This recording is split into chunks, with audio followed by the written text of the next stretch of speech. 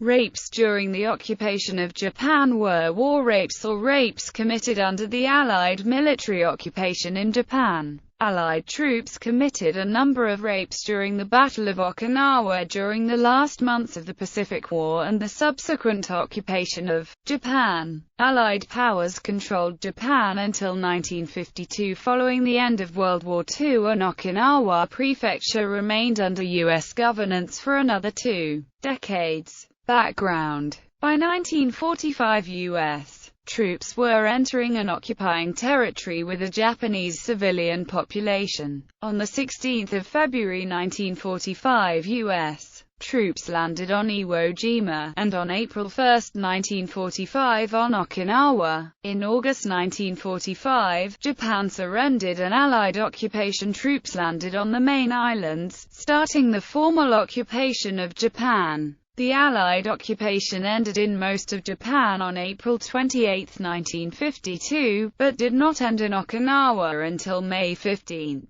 1972, when the terms of the Treaty of San Francisco went into effect. During the Pacific War, the Japanese government frequently issued propaganda claiming that if the country was defeated, Japanese women would be raped and murdered by Allied soldiers. The government used this claim to justify orders to soldiers and civilians in areas which were invaded by Allied forces to fight to the death or commit suicide. Battle of Okinawa. According to Calvin Sims of the New York Times, much has been written and debated about atrocities that Okinawans suffered at the hands of both the Americans and Japanese in one of the deadliest battles of the war. More than 200,000 soldiers and civilians, including one-third of the population of Okinawa, were killed. Alleged U.S. Army rapes. There is no documentary evidence that mass rape was committed by Allied troops during the Pacific War. There are, however, numerous credible testimony accounts which allege that a large number of rapes were committed by U.S. forces during the Battle of Okinawa in 1945. Okinawan historian Oshiro Masayasu writes, soon after the U.S. Marines landed, all the women of a village on Motobu Peninsula fell into the hands of American soldiers. At the time, there were only women, children and old people in the village, as all the young men had been mobilized for the war. Soon after landing, the Marines mopped up the entire village, but found no signs of Japanese forces. Taking advantage of the situation, they started hunting for women in broad daylight, and those who were hiding in the village or nearby air raid shelters were dragged out one after another. According to Toshiyuki Tanaka, 76 cases of rape or rape-murder were reported during the first 5 years of the American occupation of Okinawa. However, he claims this is probably not the true figure, as most cases were unreported.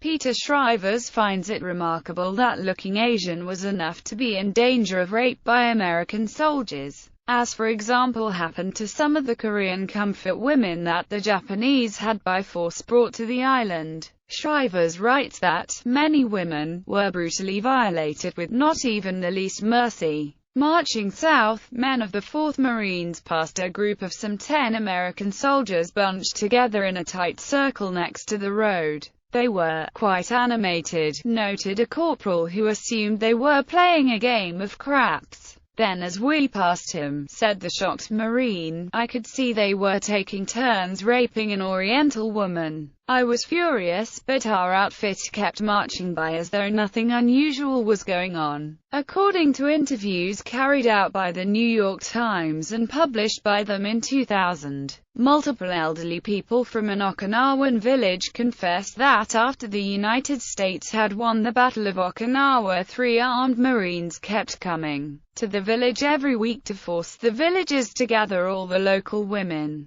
who were then carried off into the hills and raped. The article goes deeper into the matter and claims that the village's tale, true or not, is part of a dark, long-kept secret, the unraveling of which refocused attention on what historians say is one of the most widely ignored crimes of the war: the widespread rape of Okinawan women by American servicemen. Although Japanese reports of rape were largely ignored at the time, academic estimates have been that as many as 10,000 Okinawan women may have been raped. It has been claimed that the rape was so prevalent that most Okinawans over age 65 around the year 2000 either knew or had heard of a woman who was raped in the aftermath of the war. Military officials denied the mass rapings, and all surviving veterans refused the New York Times request for an interview. Professor of East Asian Studies and expert on Okinawa Steve Rabson said, "I have read many accounts of such rapes in Okinawan newspapers and books, but few people know about them or are willing to talk about them. Books, diaries, articles and other documents refer to rapes by American soldiers of various races and backgrounds." Masai Ishihara, a sociology professor, supports this. "There is a lot of historical amnesia out there. Many people don't want to acknowledge what really happened." An explanation given for why the U.S. military has no record of any rapes is that few, if any, Okinawan women reported abuse, mostly out of fear and embarrassment. Those who did report them are believed by historians to have been ignored by the U.S. military police. A large-scale effort to determine the extent of such crimes has also never been called for. Over 5 decades after the war has ended, the women who were believed to have been raped still refused to give a public statement. With friends, local historians and university professors who had spoken with the women instead saying they preferred not to discuss it publicly. According to Bianago, Okinawan police spokesman, victimized women feel too ashamed to make it public. In his book Tenno-san,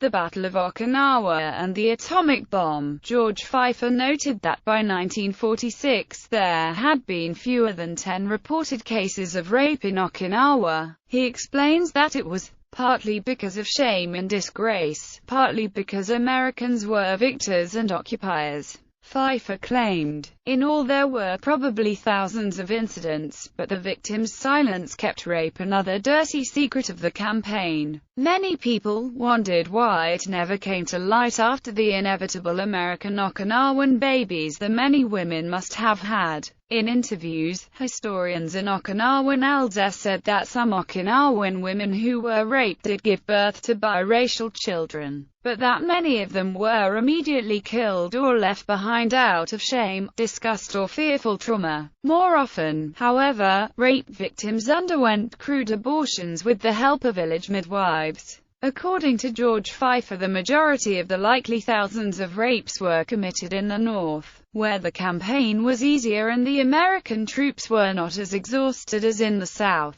According to Pfeiffer, it was mostly troops landed for occupation duty who committed rapes. Silence about rape. Almost all rape victims were silent about what had happened to them, which helped to keep the rapes a dirty secret of the Okinawa campaign. The main reasons for the women's silence and the low number of reported rapes was, according to George Pfeiffer, the American role as victor and occupiers, and feelings of shame and disgrace. According to Pfeiffer, while there were probably thousands of rapes, fewer than 10 rapes were formally reported by 1946, and almost all of those were connected to severe bodily harm. Several factors contributed to few telltale American rape-induced pregnancies coming to term. Most women had become temporarily infertile due to the stress and bad diet, and many who did become pregnant managed to abort before their husbands returned.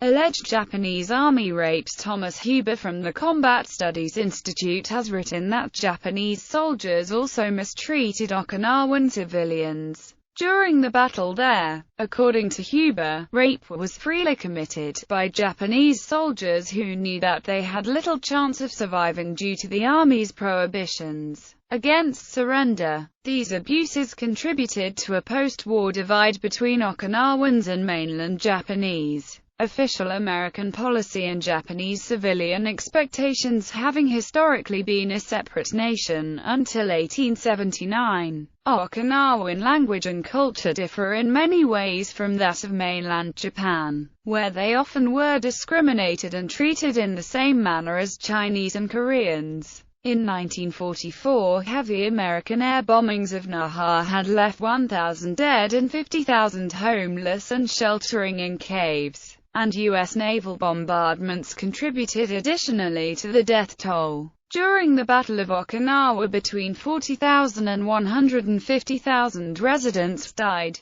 The survivors were put in internment camps by Americans. During the fighting, some Japanese troops mistreated Okinawan civilians, for example taking over the caves they sheltered in and forcing them out into the open, as well as killing some directly who they suspected of being American spies. During the last months of desperate fighting, they were also unable to supply the Okinawan population with food and medicine. Japanese propaganda about American atrocities had led many Okinawan civilians to believe that when the Americans came they would first rape all the women and then kill them. At least 700 civilians committed suicide. American soldiers did sometimes deliberately kill Okinawan civilians, though American official policy was to not kill them. The Americans also provided food and medicine, something the Japanese had been unable to do. In view of the propaganda claiming that American policy would be rape, torture and murder, the Okinawans were often surprised at the comparatively humane treatment. Over time, Okinawans would become increasingly despondent with the Americans. But at the time of surrender, the American soldiers were less vicious than had been expected.